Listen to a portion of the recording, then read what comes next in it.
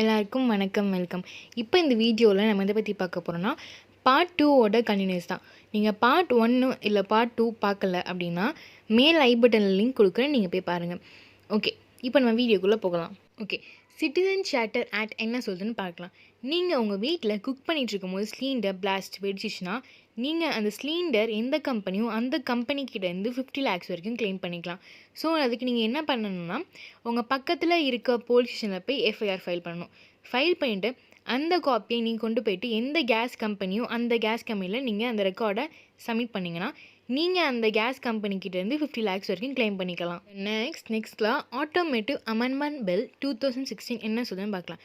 நீங்கள் ட்ரைவ் பண்ணுறப்போ ஹெல்மெட் போடாமல் போய் போலீஸ்கிட்ட ஃபைன் பே பண்ணாலோ, இல்லை சம் அதர் ரீசன்ஸ் லைக் நீங்கள் டிக்கெட் எடுக்காமல் பஸ்ஸில் போய்ட்டு டிக்கெட் எடுக்காமல் ஃபைன் பே பண்ணாலோ, அந்த ஃபைனோட வேலிடிட்டி 1 day வரைக்கும் இருக்கும்.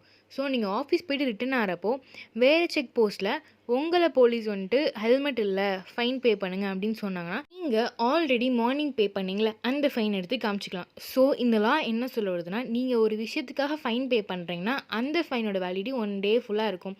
ஸோ சேம் ரீசனுக்காக சேம் டேலேயே 2 வாட்டி நீங்கள் ஃபைன் பே பண்ண தேவையில்லை அப்படின்னு சொல்கிறாங்க. ஓகே, இப்போ நெக்ஸ்ட் லாவை பற்றி பார்க்கலாம். இந்த law foreign contribution regulation act. Okay, இந்த ஆக்ட் இந்த ரெகுலேஷன் எதுக்கு இருக்குன்னா, ஃபாரினில் இருந்துட்டு இந்தியாவுக்கு வந்து வச்சுருப்பாங்களே சார், லைக் என்ஜிஓஸ், கமிஷன்ஸ், இந்த ஃபுட் ஃபவுண்டேஷன்ஸ் இந்த மாதிரிலாம். என்ஜிஓஸ்னால் என்னென்னு பார்த்தீங்கன்னா, நான் கவர்மெண்டல் ஆர்கனைசேஷன். இவங்களாம் ஒரு சோஷியல் ஆக்டிவிட்டியை பேஸ் பண்ணி ரன் பண்ணுறாங்க.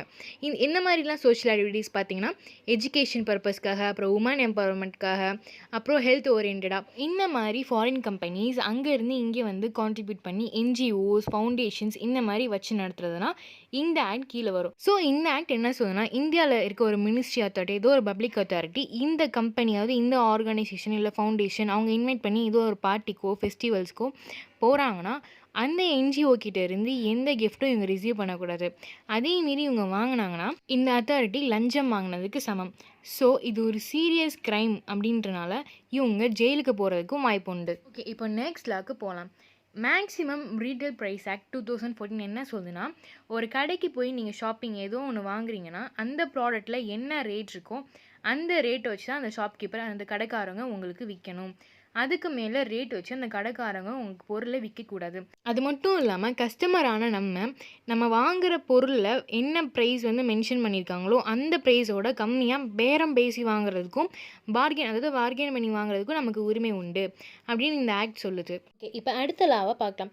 செக்ஷன் 294 ஆஃப் ஐபிசி, அதாவது இந்தியன் பீனல் கோட் என்ன சொல்லுதுன்னா, நீங்கள் பப்ளிக் பிளேஸில் அப்சைன் ஆக்டிவிட்டி பண்ணிங்கன்னா, அப்சைன் ஆக்டிவிட்டினா என்னென்னு பார்த்தீங்கன்னா, 4 பேர் பார்க்குறவங்க உங்கள் மூஞ்சி சுளிக்கிற மாதிரி நீங்கள் ஏதாச்சும் அவதூறான விஷயம் பண்ணிங்கன்னா, லைக் நீங்கள் கப்புள்ஸாக போயிட்டுருக்கும் போது பப்ளிக் பிளேஸில் ஏதாச்சும் தப்பாக நடந்துக்கிட்டீங்கனாலோ, இல்லை ஸ்டேஜில் பெர்ஃபார்ம் பண்ணுற டான்ஸ் ரொம்ப ஒஸ்ட்டாக ரொம்ப வந்துட்டு ட்ரெஸ் சரியில்லாமல் இந்த மாதிரி ஏதாச்சும் மூஞ்சி சுளிக்கிற மாதிரி இருந்தாலோ அந்த மாதிரி விஷயம்லாம் வந்துட்டு அப்சைன் ஆக்டிவிட்டி கீழே வரும்.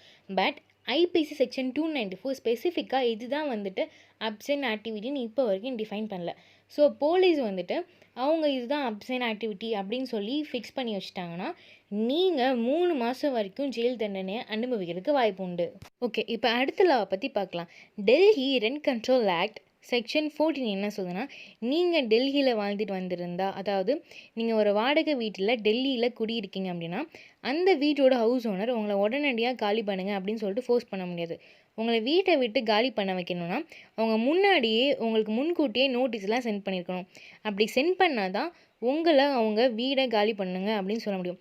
அதை தவிர்த்து அவங்க இப்போவே நீங்கள் காலி பண்ணி ஆகணும்னு சொல்ல முடியாது அப்படின்றத வந்துட்டு இந்த ஆக்ட் சொல்லுது. ஸோ இந்த லாவோட அவ்வளோதான், பார்ட் 3 முடிஞ்சிடுச்சு. நீங்கள்